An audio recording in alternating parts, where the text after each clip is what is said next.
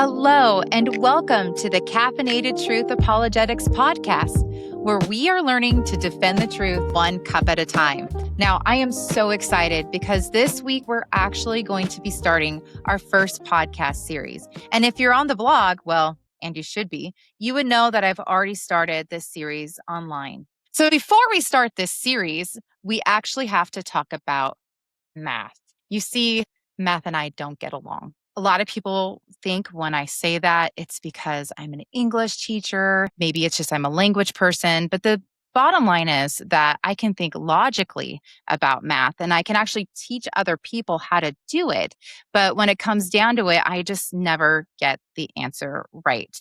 Now, I'm a geriatric millennial, which is not a very nice way to say that I'm old. But when I took math in high school, and in college, we used physical books. So you would do the problem and look at your work. And in order to see if you got the answer right, you would actually go and flip to the back of the book. Now, that, of course, did nothing to help you to come up with the correct work that you needed to show for your teacher or professor. So that you would have to go and get help from another friend, or for me, I would spend a lot of time sitting down with my teacher and trying to come up with it.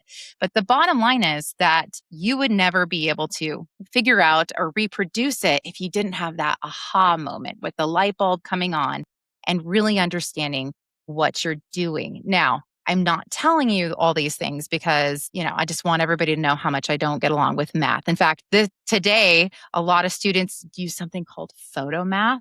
It's an app where they just go and take a picture of their math problem, whether it's on the computer or whatever it is, and it does the work for them. So if I really wanted to give you good stories on cheating, I could just use some from my classroom. But really, it's because this is the perfect analogy, maybe one of my most longest standing analogies that I like to use when it comes down to these scenarios. Are you ready for it?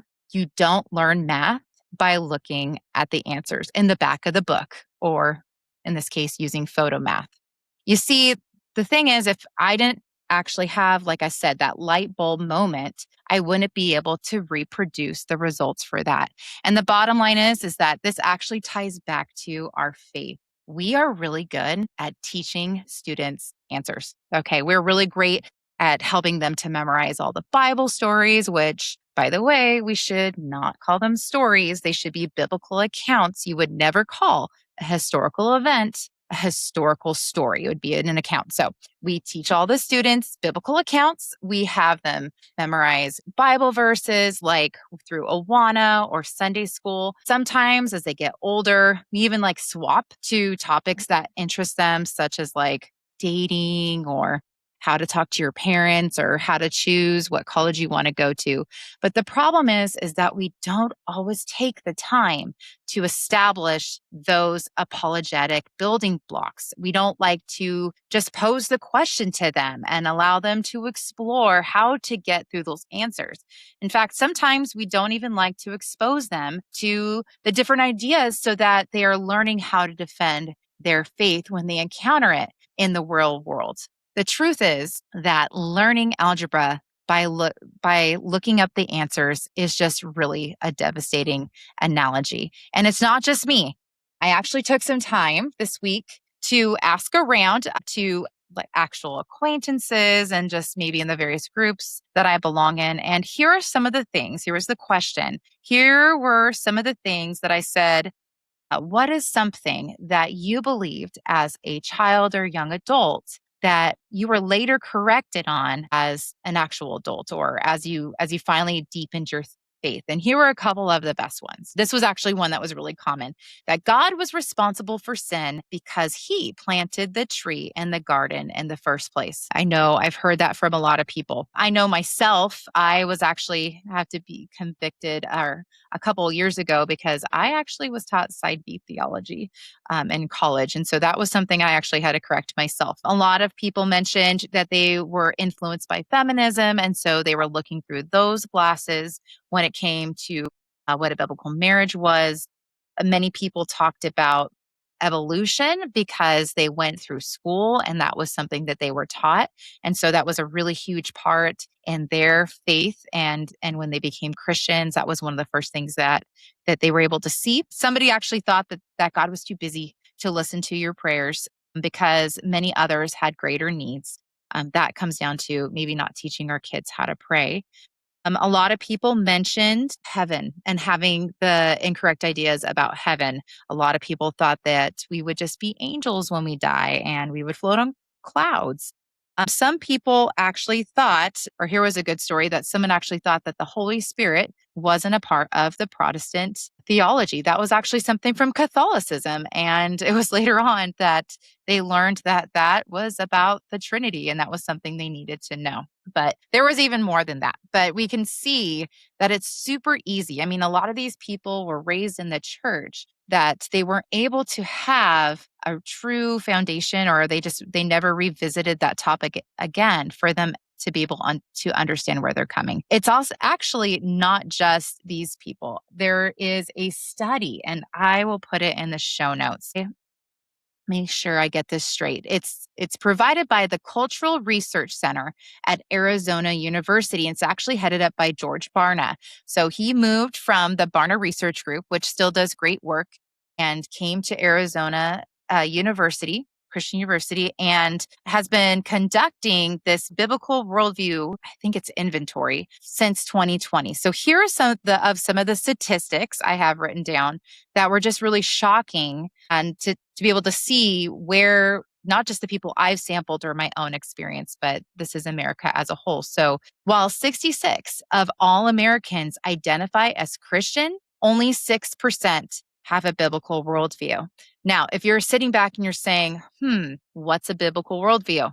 You're in luck. I might just be talking about it later. So out of that 6% considered integrated disciples, meaning these only 4% are actually living out their faith on the day-to-day. Only 1% of Gen Z have a biblical worldview, and only 2% of millennials. And this one just really convicted me here to continue to raise my own children and to continue to be a light to teens, because one of the greatest predictors of having a biblical worldview is actually how early it was introduced, because a biblical worldview is built over time. So we like to hand Christians the tools that they need to build a foundation without giving them instructions on how to get started. And a lot of times, once the waves crash down and the floods come up, the house on the sand of weak theology washes away their faith.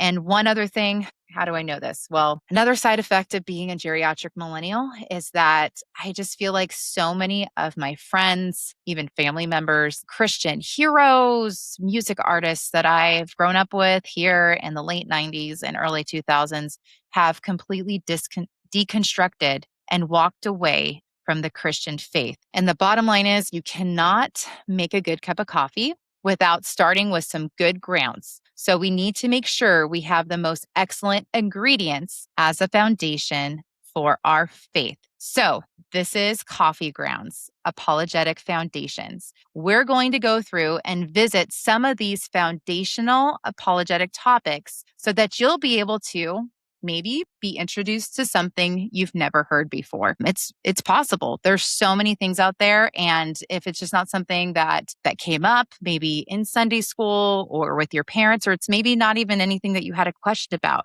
you might be able to get a little snippet about it here.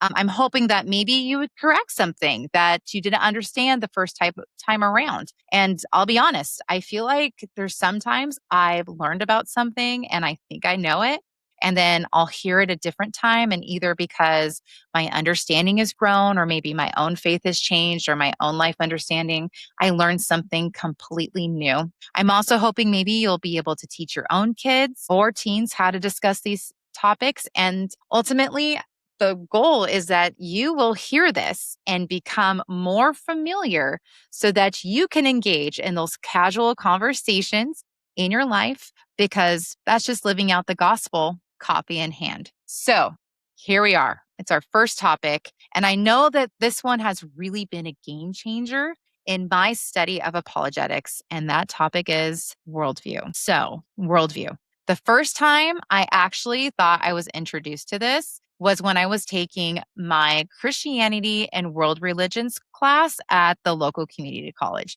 And I mean, honestly, I probably have been taught the Christian worldview my whole life without using the word worldview. In fact, if am completely honest, I did not understand until about a year ago how a worldview was different than just maybe learning about other religions until maybe just, yeah, like I said, just about a year ago. So each worldview seeks to answer four big questions. And I'm hoping that in the future, we'll be able to look at additional worldviews. So we'll come back to this and look at these in the lens of another idea or religion. But these four big questions are: where do we come from? The second question is: what is our problem? The third is: what is the solution? And the fourth is: how will things end for us? So, where do we come from? What is our problem? What is the solution? And how will things end for us? So, I mean, doesn't that sound like a religion? I mean, you can see my confusion. But what I've learned is not just that religions answer these questions, secular belief systems also attempt to answer these as well. I mean, if you think about it, science, I mean, that's probably the second thing. I don't know that for sure, that a lot of people will put their trust into if they're not going to be religious. Okay. And then in fact, Greg Koukl explains in this phenomenal book, The Story of Reality, that the answers of these questions are what frame how an individual sees reality and how the world works. So I have it behind me. I'll put this information in the show notes because I just really enjoy this book. And if you're familiar with Greg Koukl and Stand to Reason, I love how when I read it, I could hear his voice in my ear. But the bottom line is that even if you do not prescribe to any sort of organized religion, or you're one of those spiritual but not religious folk, or even an atheist, you have some form of worldview. It's just basically how humans form ideas and are able to tell the difference between what is real and not real. So now that we have these four big questions, I do want to take time today with this first introductory episode, and as we go into other things, to really just solidify and just discuss the Christian worldview, because it's honestly the most accurate and best explanation for reality. And you're going to see, if you are Christian and you've been walking with the Lord, you're going to recognize a lot of these things as well. So here we go. Question number one: where do we come from? And here's the bottom line: God has always existed. In classical apologetics, we call him the uncaused cause. So just the basis of reality. If you're a Christian, this is super easy to accept because he's God. But if you're not, you might have been taught that the cause is maybe energy or matter, except you might need to figure out where those things came from. So just hear me out. So you've got the uncaused causer. God created the universe, and he created the earth ex nihilo, which just basically means out of nothing. And it goes down as it's described in Genesis 1. Once he created the earth, he created man, as it says in Genesis 2, in his own image, and breathed in his nostrils the breath of life, a process that's different than any other living thing that he created. It was because of this difference that we actually have a special ability and relationship with him, just like we're intended to have a special relationship with our parents. It's a special relationship that no other created creature on earth can have. And we were given some very unique traits which completely mirror the creator. We actually also hold a very unique standing in the world because we are considered his children. And that distinguishes us from any other creation. And like God, we were given the free will to love freely and without coercion. So that's the basis of where did we come from. Now, we got to answer the second question, which is, what is our problem? So it does not take a faith or religion for anybody to look around the world and see that maybe something is wrong. In fact, as I was mentioning to my students this week when I was teaching them about the biblical worldview, there is nothing else in this world that can probably unite any more diverse groups of people. Doesn't make a difference what country you're from, what political party you're from, what your belief system is. I think anybody and everyone could agree that we should be making the world a better place because we can see, we have it imprinted on us, this idea of perfection. The only problem is that we all, of course, have different ideas, but that's actually going to be question number 3. But we can see that they're all bad things that are happening around us, and we can at least agree that there's things that are happening that shouldn't. Now, avoiding the bad things is actually something that's universal across cultures. If you think about it, there's laws about, stealing or murder or the protection of life that you can see throughout the centuries and throughout different cultures. And that's actually something that we see as something that's common throughout. So regardless if it's Eastern or Western culture, we see these different values. So from the biblical worldview perspective, where did those problems come from?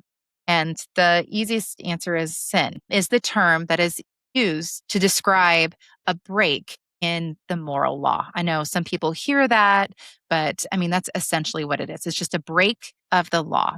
And since God, the creator of the universe, is the standard for the law, when we break from that standard, when we separate ourselves from him, there's a break in our relationship with him. This is really similar. This is a very simplistic analogy here, but if you were to think about if someone had asked you, whether it was a friend or a family member, not to do something, and then you did it anyway, there would be a break in the trust there. So definitely more complex when it comes to God, but that's a very basic illustration. There's a breakdown in the relationship. So Adam and Eve, the very first humans, were the first ones to break that relationship.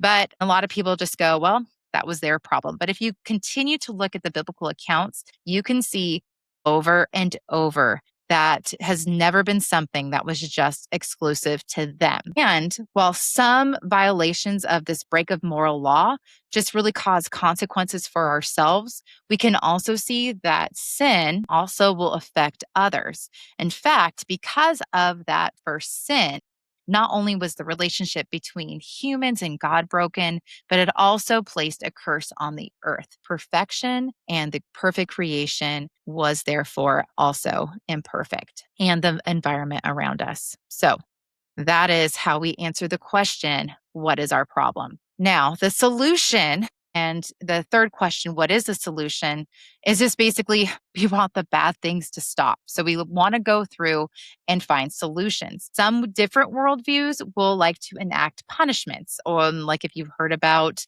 karma or reincarnation, that would be a works-based system. Other worldviews will choose to not seek solutions, but basically just permit everyone to do what is wise in their own eyes, just like Paul pointed out in Romans 1:22. Because after all, they might say it's only wrong if you say it is, but we'll talk about the law of non-contradiction another day.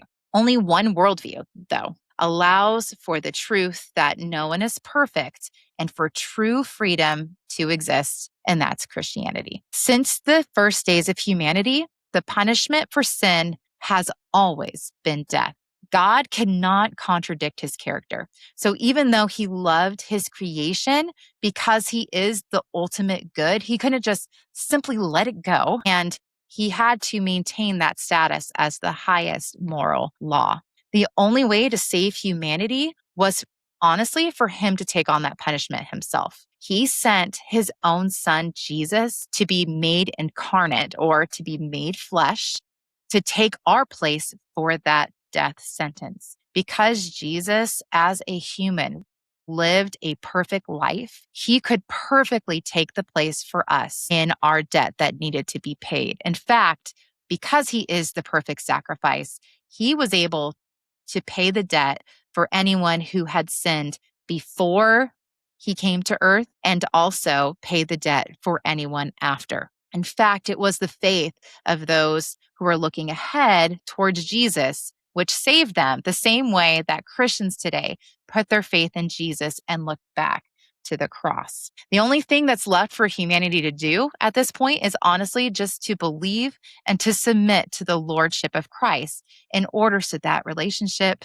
can be how it was originally designed in the beginning of reality. All right. So now we're at the last question that just like, where do we come from? I think a lot of people want to answer is how is it going to end for us? So while nihilism, or the idea that this doesn't matter and this is all that's here, is on the rise, most people do believe in some sort of heaven. That is highlighted in the American Worldview Inventory, which is that study that George Barna is doing at Arizona Christian University. How one gets to heaven, that's when it gets a little fuzzy. Some people just believe that it's going to be a place where there's peace and happiness. Others, again, when they've surveyed people on the street, just think it's a place where they're going to be reunited with loved ones. And other people believe that it's a place where there's going to be no pain or suffering. And honestly, I mean, that's not completely off. A lot of these things are actually biblical, and you'll see if you look through scripture, this is how it will be in heaven. But the thing is that this is actually a really incomplete picture, because this answer is actually what makes Christianity the best answer for reality, because it brings it back to the beginning. God created heaven and earth and humanity to be perfect. Man broke the relationship between God and sin. And because Jesus took the place for the punishment that we should have received, we are able to live eternally in direct fellowship with him according to his original plan. We have the peace that we're able to live out our lives and purpose the way that best follows God's plan for us. It's that simple. Things were intended to be good. Things go wrong, things were fixed, and we're able to live a part of God's original design. So I know for some of you listening, you're like, that's such a duh moment. I mean, you've heard it before. And I know that some of you were saying the same thing I did when I read this, which was, that's the Christian worldview. I actually know that one. And I mean, the bottom line is this: we present the gospel to lead people to Christ for salvation. But a lot of times we stop short and of pointing out that those same foundational truths, God, sin, redemption, restoration, also form the foundation for all other big questions. Take a couple of these, for instance. Now, these are just kind of like statements I've heard online in general. So you want to know the purpose of life? You can look at the Christian worldview, because that gives us God's purpose for creation. If you want to know why there's suffering in the world, take a look at the Christian worldview. The sin of others, personal sin, the curse of the earth, Satan and work in our lives because he's the prince of lies and is putting that into us. That is another answer. You want to know what to do about war, poverty, LGBTQ issues, and abortion? You can also look to the Christian worldview, because God is the designer of the world. He has left us with the infallible, inspired word of God, and the Bible outlines a lot of God's desires for how we are to respond in each of these situations. And here's a big one. You want to know if it's all worth it? Look to the Christian worldview. God created each of us with infinite value and desires to have an intimate relationship with us. It's not that all the answers are above all the other answers, but it is actually the foundation in which we build reality, whether we recognize it or not. In fact, this passage, as I'm going to read to you, is actually going to be the foundation of the series. In fact, everything I do to teach my own children relies on this. So this is Luke chapter 6, verses 46 through 49. Why do you call me Lord, Lord, and not do what I do? Everyone who comes to me and hear my words and does them, and I will show you to what is like. He is a man building a house who dug deep and laid the foundation on the rock. And when the flood rose and the stream broke against the house, he could not shake it, because it had been well built. But the one who hears and does not do them is like the man who built his house on the ground without a foundation. When the stream broke against it, it fell, and the ruin of the house was great. Of course, there are a lot more foundational truths for us to talk about. in this area of apologetics and even in theology.